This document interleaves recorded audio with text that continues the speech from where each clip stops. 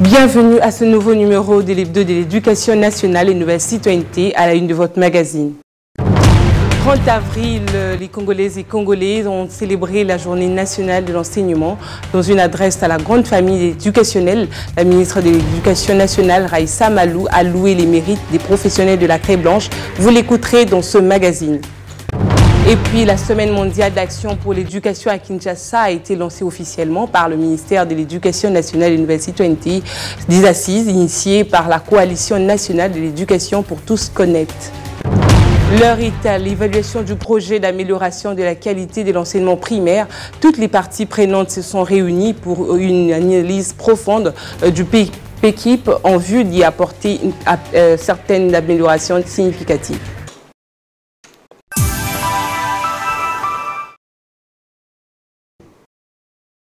Mesdames et messieurs, bienvenue. La semaine a été marquée par la journée dédiée à l'enseignement du 30 avril. À cette occasion, le ministre d'État de l'Éducation nationale s'est adressé à la grande famille éducationnelle.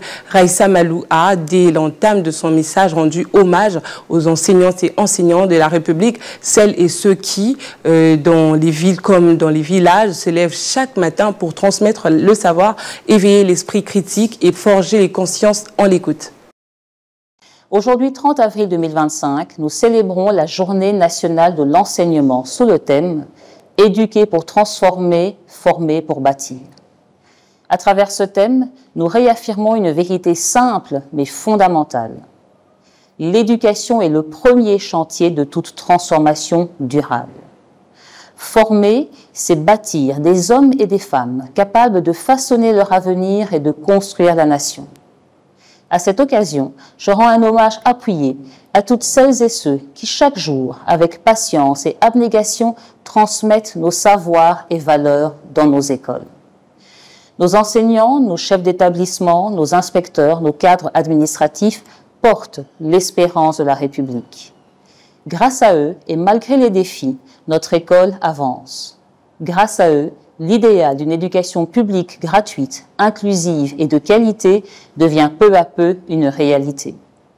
Éduquer pour transformer, c'est construire une société capable de se relever après les épreuves. Former pour bâtir, c'est forger des citoyens responsables, unis par des valeurs communes, prêts à porter la destinée de la nation. Chers collègues, chers élèves, chers partenaires, l'éducation est une œuvre nationale, un combat quotidien et une promesse collective. C'est ensemble que nous réussirons. Je vous invite, chacune et chacun, à renouveler aujourd'hui votre engagement. Enseignants, soyez les bâtisseurs patients de l'avenir. Parents, soyez les premiers alliés de l'école. Élèves, soyez les artisans de votre propre destin. Agissons donc aujourd'hui et chaque jour pour bâtir ensemble un Congo où chaque enfant formé dans nos écoles sera demain l'architecte d'une société plus juste, plus forte et plus solidaire. Et puisqu'on parle de la journée de l'enseignement, les enseignants, acteurs majeurs de cette journée, se félicitent des avancées significatives accomplies dans le secteur. Néanmoins, ils se plaignent des conditions salariales pourtant censées accompagner leurs mérites. Le 30 avril, d'ailleurs, c'est une journée de l'enseignement. Mais à l'époque, on fêtait. On faisait des défilés, des manifestations avec les enfants et les enseignants. Mais depuis, ça fait maintenant 14 ou 15 ans comme ça. On ne fête plus. Parce que très souvent, les salaires, cette fête tombe, il n'y a pas les salaires. Alors comment nous allons fêter? C'est comme ça, nous adoptons un système. Dès qu'il y a le 30 avril, on reste à la maison, on commémore cette journée de l'enseignement. Pour la journée d'aujourd'hui, on est au lieu de service, nous sommes des enseignants. Mais ce que nous pouvons avoir aujourd'hui comme l'argent ou les frais ou n'importe quoi, non. Ça, nous n'en avons pas, mais nous sommes au lieu de service. La journée se passe vraiment très bien. Nous, les enseignants, aujourd'hui, c'est notre jour. Nous sommes là. Vous voyez aussi les enseignants, mes collègues sont là. Nous sommes venus célébrer la journée. On est contents, c'est notre jour. Nous sommes là malgré qu'il y avait un peu des élèves, et les autres sont là en train de jouer. Et il est déjà l'ère à laquelle nous voulons aussi commencer et trouver les uns et les autres de la complexe de l'Athénée, communément appelé Athénée de la Gombe, connu par tous, nous sommes là. Vraiment, ça se passe bien. Alors, depuis le 24, ils ont l'habitude de payer les enseignants. Maintenant, le ventre vide, affamé. Pendant la fête, les amis, les enseignants doivent manger, boire. Là, c'est la fête. Mais, depuis un certain temps, dans les 10 heures, les années antérieures, là, il y a eu des défilés qu'on donnait des habits pour les enseignants. Mais cette chose, on ne comprend plus rien. Il n'y a rien qu'on peut donner aux enseignants. Journée nationale de l'enseignement, on en parle encore. À l'ANAPECO, le président national et représentant légal appelle les autorités du pays à œuvrer pour la paix, l'objectif étant d'offrir à tous les élèves et étudiants du Congo une éducation de qualité. David Diaté-Zoa renseigne en outre que pour l'association qu'il dirige, cette journée est célébrée dans la méditation et en compassion des parents affectés par l'agression rwandaise dans l'est du pays. Cette journée est lourde de signification, une journée dédiée à l'enseignement, et c'est cette journée aussi que le président de la République avait décidé d'accorder la personnalité civile à l'ANAPECO. Et donc, c'est une journée que nous voulions célébrer avec faste, mais compte tenu de la situation qui prévaut à l'est du pays, la situation qui nous rappelle les nombreux massacres, les nombreuses tueries, les nombreuses forfaitures, destruction des infrastructures scolaires, et désintégration des familles dont les mamans, les filles sont sauvagement violées et où les jeunes gens sont capturés pour être dressés contre la nation. Cette journée, nous la passons dans la méditation et dans la prière, tout en espérant que les pouvoirs publics feront de tout leur mieux pour que la paix revienne, afin que au 4 octobre prochain, que l'ANAPECO puisse commémorer comme il se doit le 55e anniversaire de sa création. Dans un autre registre, cette semaine également, le ministère de l'Éducation nationale et Nouvelle Citoyenneté a donné le go officiel de la Semaine mondiale d'action pour l'éducation à Kinshasa, des assises initiées par la Coalition nationale de l'éducation pour tous, CONEPT, qui vise à créer une synergie d'action et d'engagement pour protéger l'éducation, même en période de crise en RDC comme ailleurs. Regardez. Béatrice Houtel, cadre choisi pour le lancement de la Semaine mondiale d'action pour l'éducation. Organisée par la Coalition nationale de l'éducation pour tous et ses partenaires, cette édition 2025 est axée sur les thèmes « L'éducation sauve de vie »,« Protéger l'éducation en cas d'urgence ». Ensemble, protégeons l'éducation, car c'est en investissant dans l'éducation que nous pourrons reconstruire un avenir meilleur pour nos enfants et pour la République démocratique du Congo. Pour y parvenir, la CONEPT RDC se focalise sur 5 engagements majeurs. 1. Mobiliser toutes les parties prenantes autour de l'activité de la Semaine mondiale d'action 2025. 2. Renforcer la gouvernance du secteur de l'éducation en situation d'urgence à travers des politiques inclusives, des plans de contingence opérationnelle et des mécanismes de financement adaptés au contexte humanitaire. 3. Donner la parole aux enfants, aux jeunes, aux enseignants et aux communautés affectées afin que leurs témoignages, leurs besoins et leurs propositions guident les actions à entreprendre. 4. Soutenir des engagements pris dans le cadre du forum politique. 5. Assurer le suivi des recommandations issues de la Semaine mondiale d'action, notamment par l'adoption d'une feuille de route concertée à l'issue de la semaine, engageant tous les acteurs à traduire les promesses en actions concrètes. Quant aux représentants pays de l'UNESCO, cette semaine est d'une importance capitale pour le système éducatif congolais. Ensemble, mesdames et messieurs, faisons de cette semaine un levier pour bâtir une République démocratique du Congo où chaque enfant, en tout lieu, en tout temps, a le droit d'apprendre en sécurité. De son côté, le secrétaire général de l'Éducation nationale a rassuré les parties prenantes que les plaidoyers évoqués sont en phase avec le plan quinquennal du ministère qui travaille pour le bien-être de l'enfant congolais. C'est un terme que je trouvais assez très important parce qu'il est en phase avec non seulement la vision du gouvernement congolais, mais aussi avec le plan quinquennal de notre sous-secteur. À noter que du 28 avril au 5 mai, quelques 120 participants représentant des différents niveaux du secteur éducatif, des partenaires et des communautés prennent part active à ces assises. On en vient aux travaux d'évaluation des plans de travail annuels, budgétisés des directions stratégiques intervenant dans l'exécution de différentes composantes du PECIP pour le premier trimestre de l'année 2025.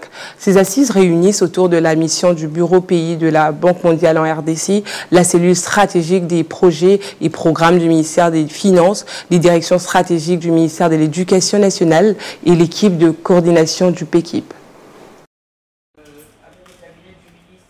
L'objectif de ces travaux, c'est de faire le point sur les niveaux d'avancement de la mise en œuvre, composante par composante de ces projets, et par la suite, définir les stratégies nécessaires pour accélérer son exécution. Autour des Koku, Sefako, Amelouonou et Rim Wazni, chargés de ces projets au sein du Bureau pays de la Banque mondiale, se trouve un ensemble diversifié d'acteurs, à savoir les responsables et délégués des directions stratégiques et d'accompagnement, ainsi que l'équipe du PECIP, conduite par Wali Belade, qu'accompagnaient plusieurs experts. La Banque mondiale, en partenariat avec le ministère de l'Éducation nationale, œuvre dans le bien-être des enseignants et surtout des élèves. Et donc, il s'agit de la construction de 70 écoles en termes de salles de classe, environ 420 salles de classe et de 200 roches. Et donc les missionnaires sont revenus et nous faisions une évaluation des constats de ce qui s'est passé sur les terrains. Ensemble, ils passent en revue l'une après l'autre chacune des composantes du projet, présentation thématique, suivi d'échanges techniques sur fond d'analyse rigoureuse. La diplomade va procéder à la distribution des manuels scolaires aux élèves de la 5e année et 6e année primaire de mathématiques, sciences et français. Jusqu'aujourd'hui, la diplomade dispose d'un plan de distribution, c'est-à-dire la manière dont les manuels seront distribués. 5 jours durant, les discussions vont porter, entre autres, sur les travaux de génie civil, construction, réhabilitation des salles de classe, construction des latrines et des points d'eau, l'acquisition et la distribution des manuels scolaires, la formation continue à l'intention des inspecteurs, directeurs d'école et enseignants des classes de 5e et 6e année, la stratégie de recrutement des femmes enseignantes pour favoriser l'équité professionnelle, l'enquête sur les pratiques d'enseignement et d'apprentissage et l'évaluation des apprentissages et l'analyse sensible au genre. Autre chose, le ministère de l'Éducation nationale s'attelle à identifier les élèves à travers toute l'étendue de la République démocratique du Congo. À Kinshasa, le sous-préfet de Ngalema 1 a procédé à la remise des cartes d'élèves aux écoles de l'école Les Loupio, une avancée majeure. L'identification des élèves à l'aide d'une carte, c'est le but de cette cérémonie de remise effectuée ce jour par le sous-préfet d'Ngalema 1, Benjamin Lokangue, accompagné de son équipe. L'école Les Loupio a constitué la première étape où, en même temps, la campagne sur le patriotisme se poursuit. Cette dernière, lancée par la ministre d'État, ministre de l'Éducation nationale et Nouvelle Citoyenneté, Raissa Maloudinanga. Remettre aux élèves la carte les identifiant est une manière pour la sous-division, voire le ministère, à avoir une maîtrise sur l'effectif des élèves. Nous sommes en pleine campagne de sensibilisation, surtout liée à l'éveil patriotique, initié par notre ministre, Madame Raissa Dinanga. Et dans cet élan-là, nous sommes là aussi pour soutenir l'idée de son Excellence, ministre provincial, le droit des cartes d'élèves. Monica Chimanga, directrice de l'école Les Loupio, n'a pas caché sa satisfaction suite à cette présence du numéro 1 de leur sous-division et aussi de la remise des cartes aux élèves. C'est une bonne chose. Ça permet à chaque élève d'avoir son identité et c'est toujours dans le cadre du patriotisme. Il faut avoir sa carte, c'est l'identité de l'élève. Partout où il va, il présente sa carte, on sait que c'est tel élève, il s'appelle comme ceci, il est en telle année, telle école.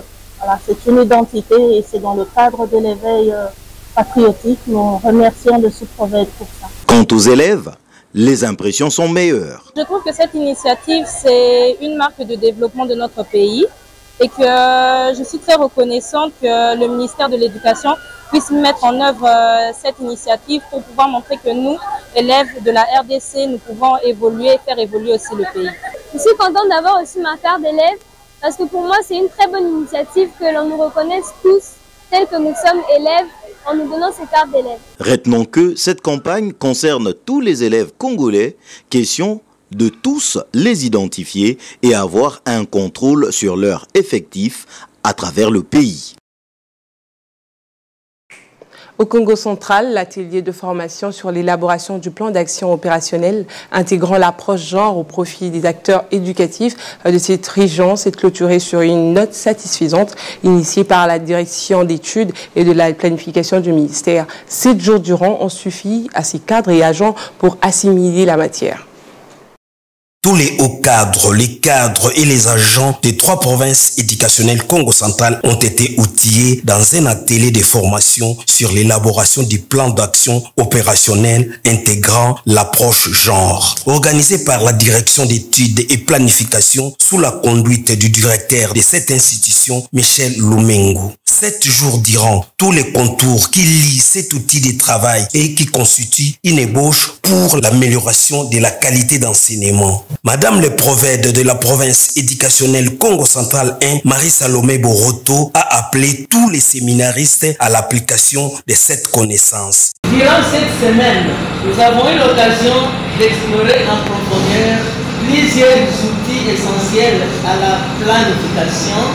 Chacun de ces outils, à travers une approche intégrée du genre, nous offre désormais les leviers concrets pour des actions plus inclusives, plus équitables et mieux ciblées. L'initiateur de cette formation, le directeur Michel Lumengu de la DEP, a dévoilé toutes les connaissances acquises. Nous avons élaboré au total 24 plans d'action opérationnels, dont 21 pour les sous-divisions et 3 pour les provinces éducationnelles. Plan d'action, bien sûr, intégrant les questions genre. Cet objectif que nous étions fixés est désormais atteint et je tiens à adresser mes sincères félicitations à chacun d'entre vous pour votre contribution précise.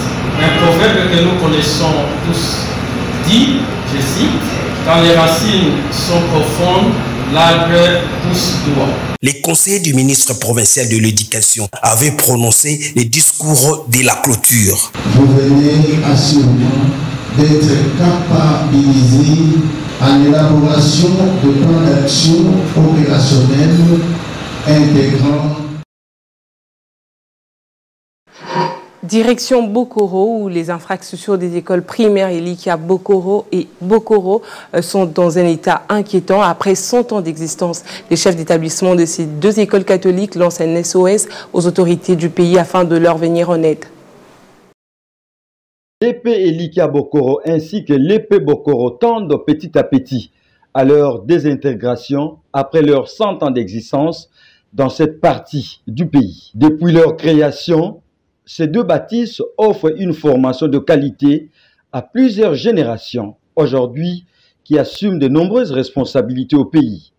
Mais hélas, elles sont abandonnées à leur triste sort malgré la présence de nombreux élèves qui bénéficient de la gratuité de l'enseignement. Louis Donatien Massamaji et Irène Modiri, actuels responsables de ces deux écoles, ne ménagent aucun effort pour un meilleur enseignement en faveur de ses apprenantes. Il est certes vrai que le pays Elikia est vieilli de plus de 100 ans.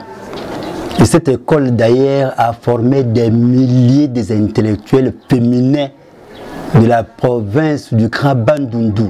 Les enfants ne peuvent pas apprendre quand ils doivent être assis par terre. Et nous manquons des bancs, nous manquons des salles de classe et nous sommes en grande difficulté. Et nous demandons aussi aux hommes de bonne volonté et les anciens de l'épée Elikia qui sont passés par ici, s'ils peuvent nous aider pour avoir des nouveaux bâtiments et des infrastructures. En quoi ces chefs d'établissement, la jeunesse de cette contrée de Maïndombe mérite un enseignement digne de son nom, et cela passe par l'amélioration de qualité d'apprentissage.